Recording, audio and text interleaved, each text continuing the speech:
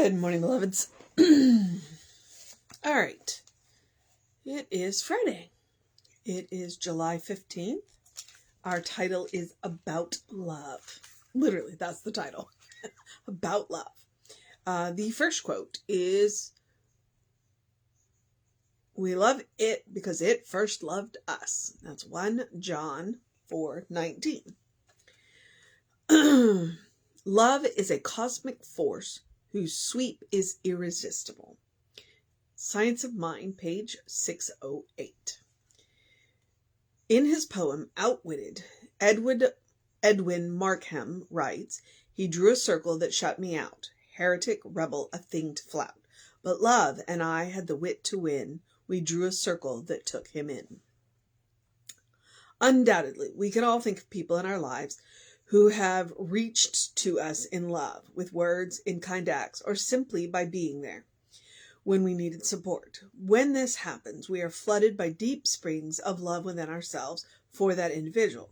Something inside of us recognizes and responds to love, because love is the heart of our nature. As God's creation, we have love within us, just as we possess characteristics passed on to us by our parents. Love is unique in that the more we give away, the more we have. The more we are spendthrifts with love, the more love we receive. It is more difficult to let love into our lives than to give it. The great spiritual teachers have known how to accept love. All that I give is given to myself, as A Course in Miracles reminds us. We need to know that we are lovable, deserving of love, and that nothing will ever cause the divine source of love to run dry. God loves us unconditionally, no matter what. We need to follow that example by drawing our circle of love to include everyone. Can we be less loving with each other than God has been with us? I know I'm provided for by a caring God who loves me without conditions. Today, I extend the same unconditional love to all in my life, and I am richly blessed. And that is J.A. And I believe that's Jean Anderson. I always want to say Jane, and I'm pretty sure it's Jean. Yep, Jean Anderson. Okay, so what the poem speaks to, and what the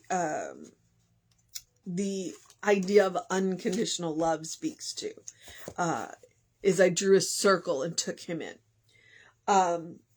The amazing thing about unconditional love is, in unconditional love, there's nothing to compare against. And that's the concept of God that we have a hard time wrapping our mind around. And the reason why is because we see the illusion of separation. We see ourselves as separate individuals, when the truth is we are one big, living, continuous spirit. But because we have come into material form, we see the separations. And the separations are, material. Not immaterial, but actually literally material.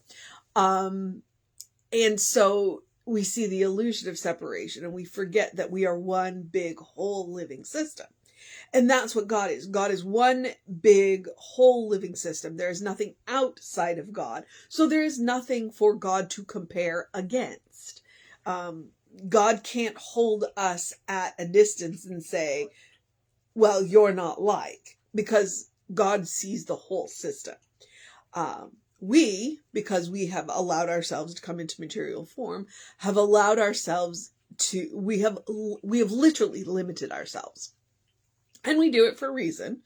We can debate the reasons all we want, but point being, we have set up a system in which we can judge, which then makes it a little more interesting. I'm not going to say difficult, but I'm going to say interesting to do the whole unconditional love. And so then what we have to do is go back and do what the poem says. We have to draw a bigger circle. We have to open our minds and our hearts to see that we are all one big system, that we are not truly separate, that we literally depend on each other to live. And the cool thing is, because God is unlimited, while we are briefly limited, is what I'm going to say. We are briefly limited. God is a source of unconditional love and inexhaustible love. That the love from the whole system will never run out. And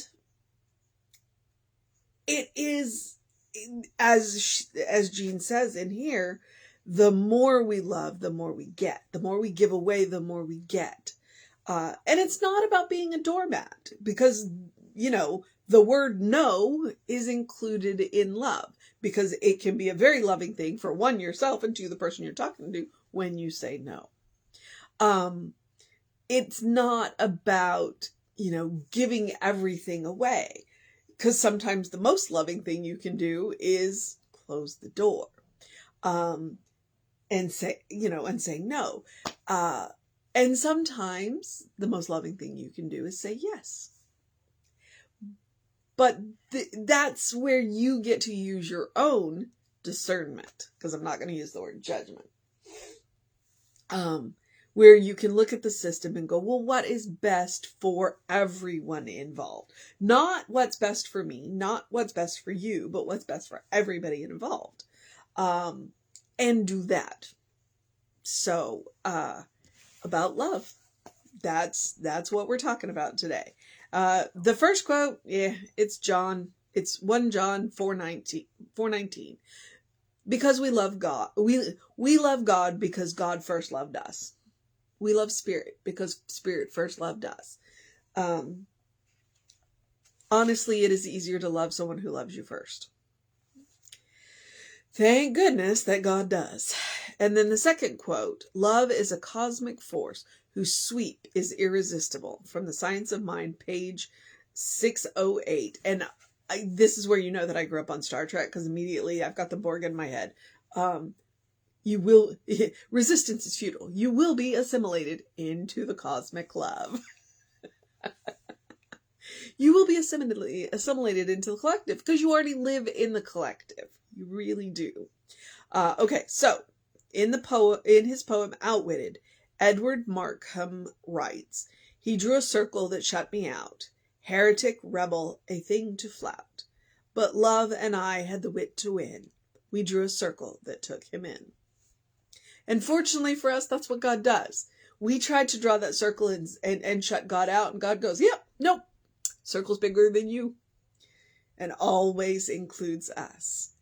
Undoubtedly, we can think of people in our lives who have reached us in love, in words, in kind acts, or simply by being there when we needed support.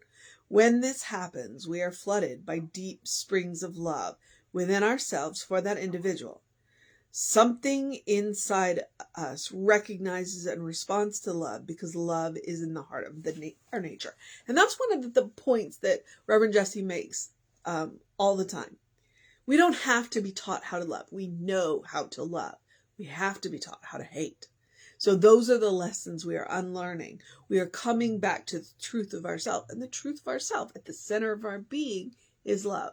And because at the center of our being is Spirit, is God, is that one power, and that one power is love. And it doesn't matter what other name we attach to it, it's still going to be love. Something inside us recognizes and responds to love, because love is at the heart of our nature. As God's creation, we have love within us, because it is what we were built from. It is what we were built for. Just as we possess the characteristics passed on to us by our parents, genetics. Love is unique in that the more that we give away, the more that we have. The more we are spendthrifts with love, the more love we receive. Try it. Give it away. And the cool thing about giving away love is it can be simple. It can be that smile. It can be that hello. It can be that passing interaction. It can be that one moment where a total stranger just needed to talk and you were a listening ear. You don't even have to say anything. You can just hear, be there.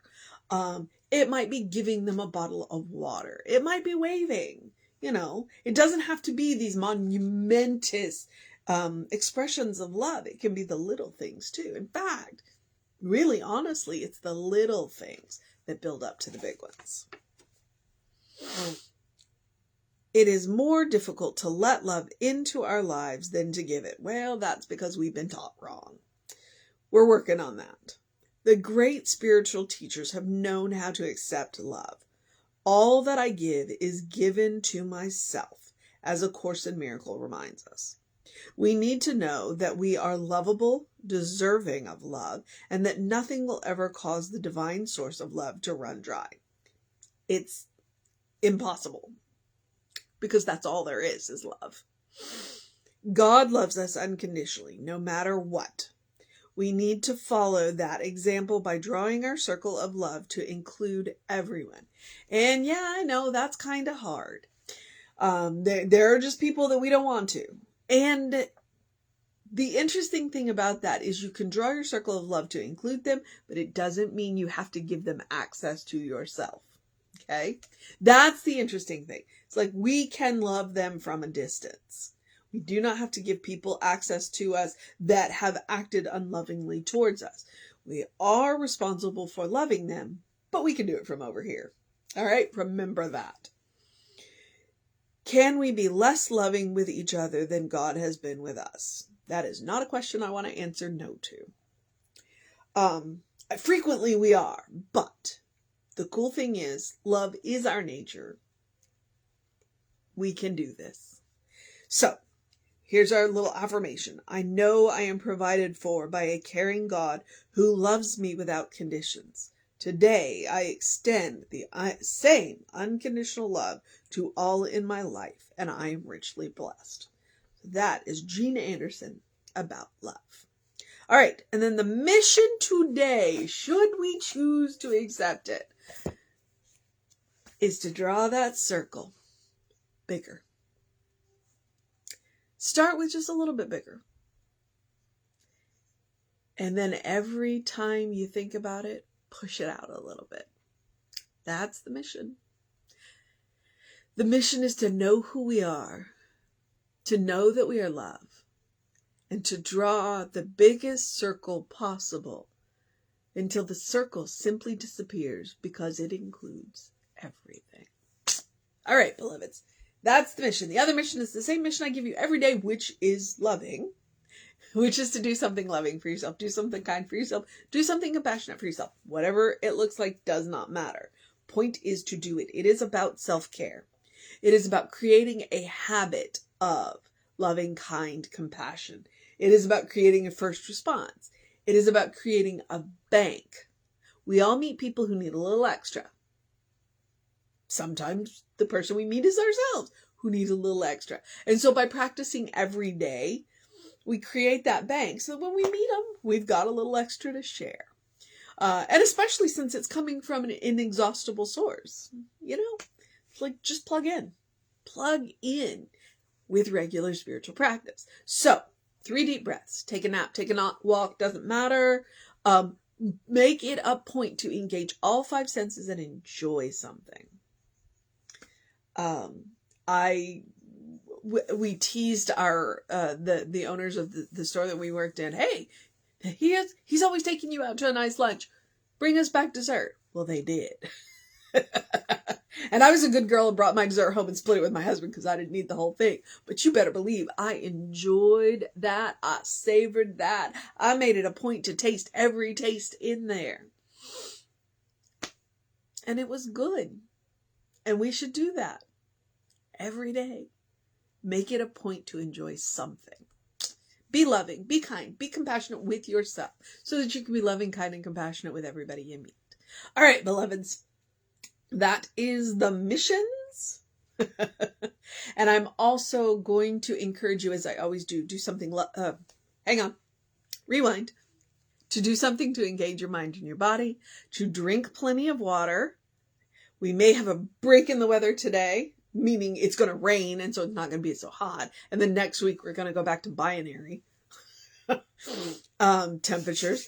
So drink plenty of water. Definitely very important. And get that early in your day, bright light, reset those circadian rhythms. It will help you have more energy and sleep better at night, and open the windows of your soul. Allow the breath of heaven to remind you, you do live in heaven right here, right now. It is all around you all the time, because it is a state of mind. It is a state of consciousness. And because we have regular spiritual practice, we can create heaven any place we are, because we carry it within ourselves. Sneaky secret, right? So take Emma's advice. Look for the good and praise it. Look for the big good. Look for the little good. Look for the medium good. Just look for the good. And I can promise you that wherever you are, there is good, because you are there. All right, beloveds. I will tell you to catch us on the social medias. I will tell you that we are Creative Life Spiritual Zone or Creative Life Spark, depending on the social medias. And I am the Running Rev Ryan on the social medias that I am on. And I just lost my train of thought, which is, because it's Friday. It's Friday. Yeah, just completely lost my train of thought. All right, social medias. So I'm going to encourage you to have a great day, an amazing day, a wondrous day, a fantastic day, a magical day, an enchanting day, a Friday. A get your week wrapped up day, or, if you're beginning your week, do that too. Prep for whatever it is that you're gonna do for the weekend day. A relaxing day, a getting stuff done day, a let's get a little more rain day. We're all doing the rain dance now.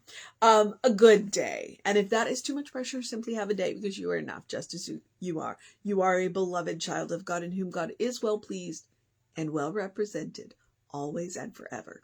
It is a state of grace. And the cool thing about the state of grace is it can't be earned and it can't be taken away.